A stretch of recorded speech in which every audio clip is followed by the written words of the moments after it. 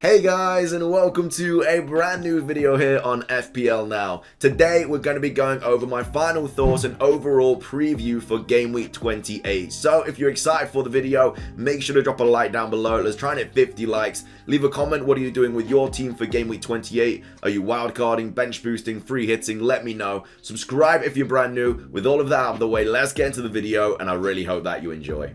So, starting things off, this is how my team is shaping up at the moment for Game Week 28. Got a fair few doubles in there, but of course I did wildcard in 26, so I'm expected to have a team ready for Game Week 28, Game Week 29, etc. I've gone with Rafinha captain at the moment, still a little bit in the air about it, but I just feel like that new manager spark, you know, Rafinha is honestly just the talisman in that team. He's on penalties, could easily get a double-digit haul this double game week. Leicester and Villa are both quite bad defensively at the moment, so fingers crossed that he does get some sort of return there. But in goal we do have Sarr, Crystal Palace at home and Watford at home. This is why I doubled up on Wolves defence. I'm expecting at least one clean sheet here, potentially even two. Wolves have been really solid at the back, so hopefully if I get two clean sheets there from both of those players, we're going to be sitting very nicely on a green arrow. Also got Trent at home to West Ham, White away at Watford, and then Digne with a double at home to Southampton and away at Leeds. I'm not really sure how those two game weeks are going to go for Digne. I'm either expecting something really big or just two points each game. We'll have to see what happens there, but quite confident with that back line. Of course, my bench is a little bit different. I've got Foster, Van Dijk, Lacazette and Saka, so some really nice fixtures on the bench there. I'm pretty sure I'm going to be playing the bench boost this week because those fixtures are just too good to miss out on. I really wish I went with the Ravka as well instead of Foster. The only reason I didn't was because I changed from Robertson to Van Dijk last minute in Game Week 26.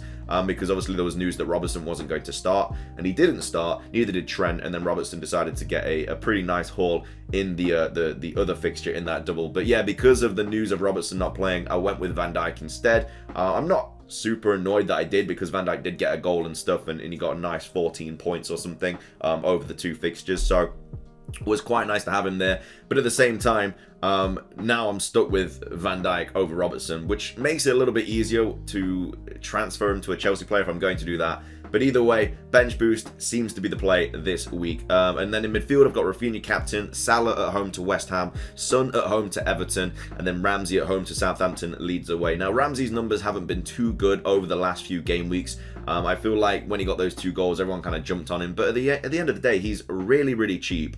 He seems to be nailed in that Aston Villa team. He's a big favourite of Steven Gerrard. So I don't think he's a terrible player to own at all. And, you know, with the likes of Coutinho as well, like, even his numbers haven't been that good. So the price difference between Ramsey and Coutinho is what, like 3 mil, 2 mil, something like that. So that's why I decided to go with Ramsey instead. But it is what it is. And then we've got Broja and Jimenez up top. So Broja again scored a really nice goal in the FA Cup, so hopefully he can find that kind of form in the Premier League. Jimenez as well, I know he did get rotated a little bit in the last game week. He didn't start for West Ham, he came on as a sub. I'm expecting that just to be some sort of rest situation. He hasn't been too good at all. But it is what it is, so hopefully he will come, and you know, he's got some really nice fixtures. I wouldn't necessarily captain him, and if you don't own him, I wouldn't necessarily bring him in either, but I think that he hopefully will get a goal or two over this double. And then my bench is just Foster, Van Dijk, Lacazette and Saka. Like I say, did have the funds to bring in Dubravka, but I changed last second from Robertson to Van Dijk, which meant that I couldn't bring in Dubravka because the deadline was literally just passed. I'm not blowing this out of proportion when I said I literally did it in the last 10 seconds. But anyway, that is how my team is shaping up for Game Week 28, and again, probably going to bench boost too. Now, there's a lot of questions to be asked this week, like what do you do with your team? Do you bring in Chelsea players for Liverpool players? Do you bring Chelsea players in for Arsenal players? Do you know, if you're on a wildcard this week, then you're fine. I mean, do you double up on Chelsea? Do you triple up on Chelsea? I think if you're free hitting this week, Chelsea triple up just has to happen. I personally would go with Rudiger, Thiago Silva, and maybe Havertz. I feel like they're going to play the most out of all the other options. Like Reece James obviously is a really fun player to pick, but I don't think his minutes are going to be like locked in. I think he's definitely going to be rotated, and I think that, you know, if he does start both games, then he could easily pop off, and I think he will get some really, really good returns.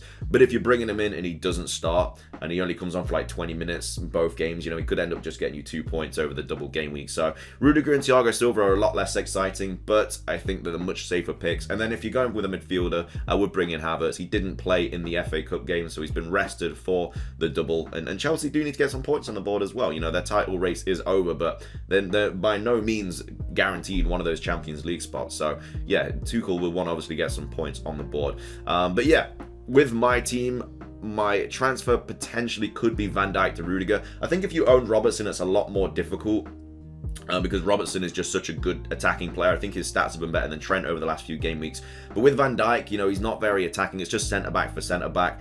And I know that Van Dijk has a double in game week 29, but that double isn't the greatest. I mean, he has Brighton and Arsenal, and I would love to have Van Dijk back in for that team.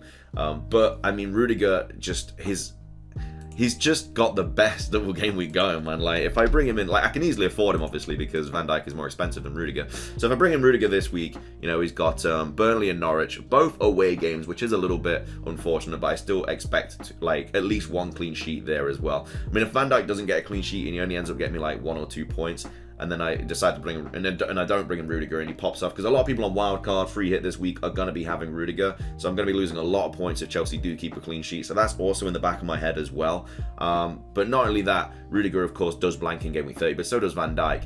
The only problem is if I bring Rudiger in this week for a double, you know, Van Dijk doubles next week, so would it be the case where I just swap them back? So I bring Rudiger in this week, and then I obviously bring Van Dijk back in next week. I mean, it is 2 transfers, which I guess costs you 8 points, because you've got to think that every transfer costs you 4 points. So yeah, if you were thinking of switching for a Liverpool, from Liverpool to Chelsea, then back to Liverpool, is it going to be worth it? I think it's more worth it if you have Van Dijk than Robertson. I think Robertson is just going to be a player you want to keep. Like West Ham away, I mean, West Ham at home is still an okay fixture. Yeah, West Ham have been good this season, but they did just lose to Southampton like 3-1 or something.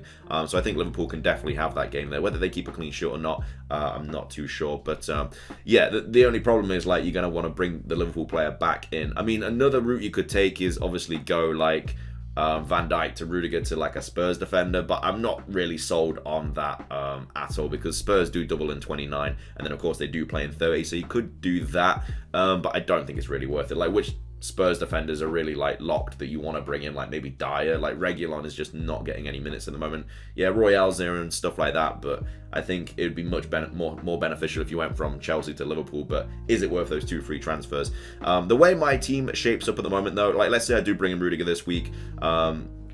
For game week 29, I'll probably bring Van Dijk back in, and then for game week 30, I have 1, 2, 3, 4, 5, 6, 7, 8, 9, 10. I have 10 players. So for game week 30, all I really have to do is just, you know, either get rid of Rudiger or get rid of someone like Broja or someone like that for a player that plays, and then I'll have 11 playing players. But at the same time, I don't think I need to, because I'm not going to want to get rid of Rudiger, because, you know, after the blank, he has Brentford, Southampton, Leeds, West Ham and Everton. Like, I'm still going to want Rudiger for then.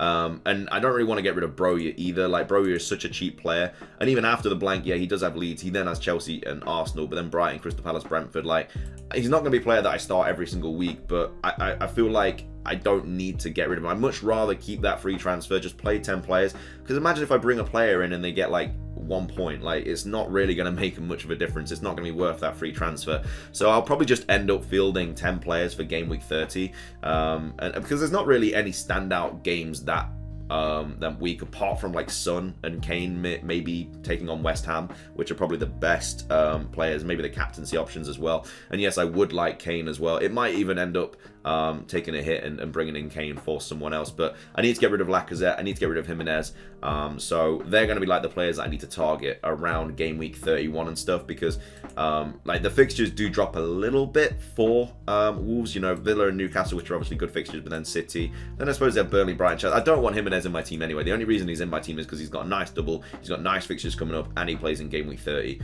but obviously I want to get rid of him at some point regardless. And then Lacazette as well. I don't think for their price range they are good enough enough to have in my team. And there are better strikers around that are much cheaper as well. Like, I would probably want to bring in like Saint Maximin at one point. I know he's injured at the moment, but you know, he is hopefully going to be back for like those game week 31 games or whatever. And you know, he has Tottenham, Wolves, Leicester, Norwich. Like, they're pretty okay fixtures for Saint Maximin. He's been in good form, and then of course does still have that game to be arranged with Crystal Palace. So that could be a shout. There are other strikers as well that I could bring in. You know, maybe even Richarlison for Everton, who have obviously a couple game weeks left to games to play as well in hand. So there are other strikers that I definitely could bring in that are a lot cheaper than Jimenez and Lacazette.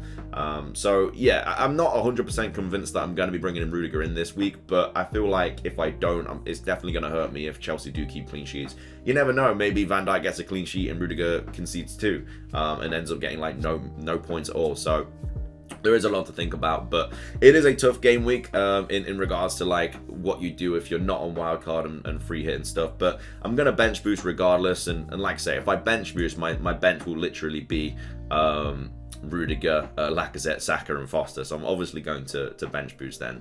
We'll see what happens though. Obviously press conferences today and stuff. I don't think anything too crazy is going to change, but we'll see what happens. Either way, that is going to be everything for today's video. I really hope you enjoyed. If you did, make sure to drop a like down below. Leave a comment. What are you doing with your Gaming 2018? Subscribe if you're brand new. It's everything from me. Have a fantastic rest of your day. And until next time, peace.